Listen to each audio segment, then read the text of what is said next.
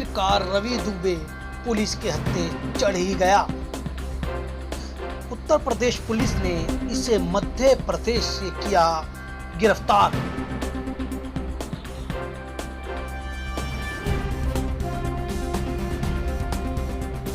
रवि दुबे की गिरफ्तारी के बाद राजनीति सरगर्मी तेज हो गई है। क्या रवि दुबे की गिरफ्तारी महज एक नाटक है या एक षड्यंत्र है?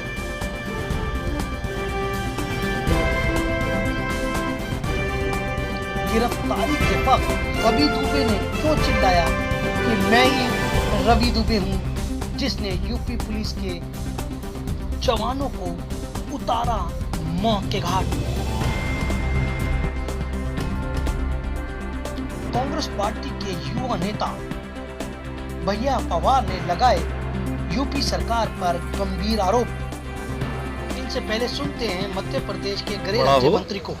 हमारी पुलिस छोड़ती नहीं है किसी को भी, और विकास को भी पकड़ा है और गिरफ्तार कर लिया है, हमारी कस्टडी में है वो। सर, क्या खबर मिली, कैसे ये पूरा ऑपरेशन हुआ? अब इंटेलिजेंस की बातें सीधी नहीं बताना चाहिए अभी फिलहाल, उसके मर्म तक पहुंचने के बाद बताएंगे। मैं अभी सिर्फ इतना बता रहा हूं कि हमने गिरफ्तार किया है, हमारी कस्टडी में है। सर, मंदिर में से गिरफ्तारी हुई है क्या? मंदिर के बाहर अंदर उसको न लाए मंदिर को बीच में, पर उज्जैन में गिरफ्तारी हुई। सर, ये भी बताया जा रहा है कि कुछ पुजारी या कुछ लोगों ने उसका चेहरा पहचाना, उसके बाद पुलिस को इन्फॉर्म किया, या पुलिस ने सीधे इंटेलिजेंस की बात भी बताएंगे, पहले हमको मर्म तक आने दो, बाकी की चीजों को पता करने दो। सर, पुलिस ने इनके साथियों को एनकाउंटर कर दिया था, बहुत क्रूर गैंगस्टर था इसका। निश्चित रूप से प्रारंभ से ही ये क्रूरता की हदें पार करता रहा है, और इसलिए जो भी कृत्य किया वो बहुत निंदनीय था, बहुत चिंतनीय था, और मध्य प्रदेश को बड़ी कामयाबी मिली है। और पूछो, एमपी पुलिस को ये आशंका थी क्या कि यूपी से वो एमपी में आ सकता है? क्योंकि ग्वालियर वारदात होने के बाद से ही हमने पूरी मध्य प्रदेश की पुलिस को अलर्ट मोड पे रखा था और पूरी निगाह रखी जा रही थी और गिरफ्तार किया। ठीक है सर, एक मिनट सर, मध्य सर, क्या कहना है, आज उत्तर प्रदेश पुलिस ने दुबे को गिरफ्तार कर लिया जो 8 पुलिसकर्मियों को हत्या था।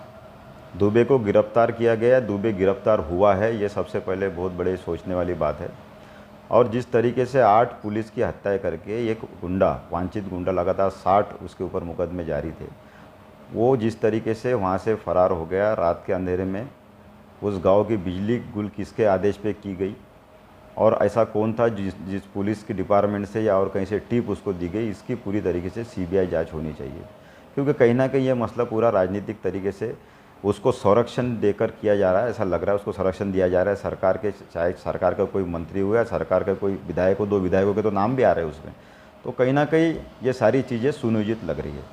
तो क्या लगता है जिस तरह से उसके घर पे कार्रवाई की है, क्या चीज़ नष्ट करना चाहते थे या क्या सबूत इकट्ठा करने चाहते थे, क्या चाहते थे? ये बहुत छोटा लॉजिक है, ये सबके समझ में आने वाली बात है कि ऐसी क्या गड़बड़ थी कि उसको दूसरे दिन आप उसका मकान डिसमेंटल कर रहे हो, गिरा दे रहे हो। अगर गिरा नहीं था तो 1 महीने बाद भी गिरा सकते थे, क्योंकि आप देखिए जहाँ भी वारदात होती है, फॉरेंसिक डिपार्टमेंट के जो प्राथमिक तथ्य जो वो जमा करते हैं वो सबसे महत्वपूर्ण होते हैं।